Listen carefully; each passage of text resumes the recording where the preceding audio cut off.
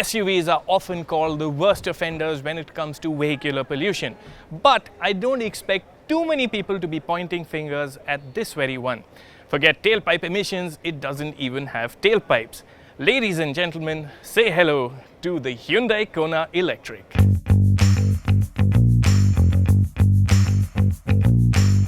We'll get to the contentious issue of whether the Kona looks SUV enough in a bit. Let's jump straight into all that makes the Kona Electric special. The Kona Electric might share its platform with the combustion engine Kona sold abroad, but the chassis was developed from the onset to host a lithium-ion battery pack under the floor. Versions abroad get the option of a stronger 64 kWh battery pack. In India, the Hyundai Kona gets the lower spec 39.2 kWh battery pack. However, the more important number is that of range. The Kona has an ARAI tested range of 452 kilometers. In more realistic conditions, that should still work out to 300 kilometers on a full charge. The days of range anxiety could be over. Drawing charge from the battery pack is a permanent magnet synchronous motor that puts out the equivalent of 136 horsepower and 395 Newton meters.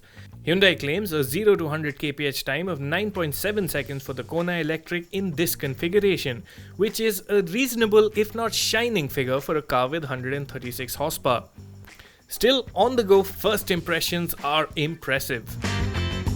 There are 3 drive modes you can toggle between. Eco is obviously for maximum range. Comfort will see you through everyday driving scenarios. But toggle it to sport and you'll be quite surprised by how zippy the Kona really is.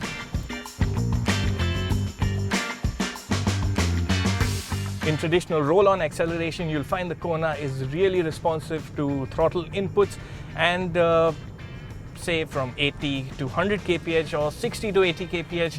This feels pretty effortless. It's not a rocket, but you like the way the Kona Electric builds speed. Equally interesting is how the Hyundai sheds speed. The Kona comes with a single-speed transmission, so you might be curious, what exactly do these pedals control? Well, they control the 4 levels of regenerative braking. Regen braking works well, and at its strongest setting, you will see speeds drop pretty quickly as you lift off the accelerator pedal.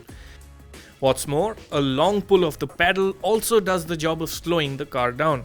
In effect, you can modulate speeds solely with the accelerator pedal and paddles in easygoing driving. What also adds to the ease of use is the refinement. The motor runs quiet, and if anything, it's some roar from the tires and some wind noise that break the calm in the cabin. It would be wrong to judge the Kona's ride on the BIC's smooth surface.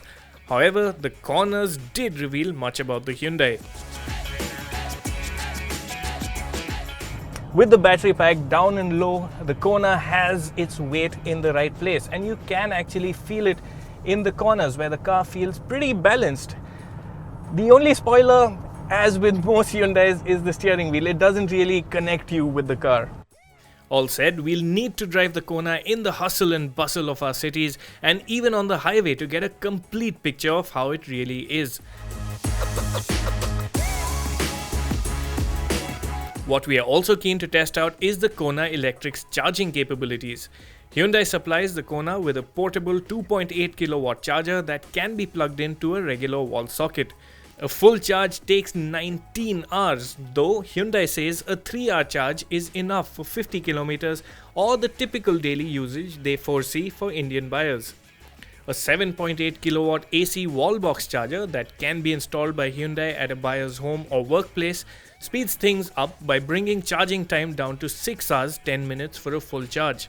However, buyers with easy access to the few DC fast chargers in India will see the Kona Electric in the best light. With a 50 kW DC charger, the Kona takes all of 57 minutes to 80%. Over to the other aspects of the Kona Electric. Let's go inside to out. The Kona's driving position is elevated enough, but you won't be towering over other vehicles, particularly larger SUVs. On the inside, the news is largely good. There are some really nice quality bits like the soft touch plastics here. The steering feels good to hold, and it feels like a fairly upmarket place, but there's still too many hard plastics as well. Of the other things, it's not very revolutionary in layout, which is fair, but you do feel like you're sitting in something a bit different from the norm, with digital dials which really give you a lot of information on the go, and this nice touchscreen also, which is quite informative in its own right. Of the other elements of interest are the CRV-like buttons for the gearbox that are nice to use and also free up space for storage. In fact, there's a nifty storage bay under the main center console. Front seat comfort is good, and Hyundai has also done well to give plenty of features too.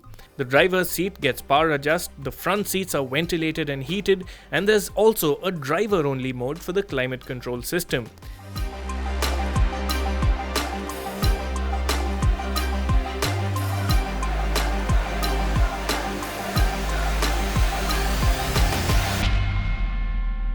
As for the back, the Kona Electric has a reasonable amount of space, but the problem is when you judge it as a 25 lakh rupee car. There are cars that cost the same amount of money with more knee-room, more space, and just an area experience at the back. What also takes away from the experience is the seating position itself. With the battery pack placed under the floor sits slightly high up, and as a result you get this knees up seating position, which isn't the most comfy. The Kona Electric's 332-litre boot is of a good size, but you will have to find a better location to store the charging cables. Under the boot floor sits a space-saver spare wheel. Now for the looks. Well, Hyundai calls the Kona Electric India's first electric SUV, but fact is it doesn't have the butch looks or presence Indian buyers expect of their SUVs. The Kona's 172mm unladen ground clearance is also more hatchback than SUV. Still, the Kona does look interesting.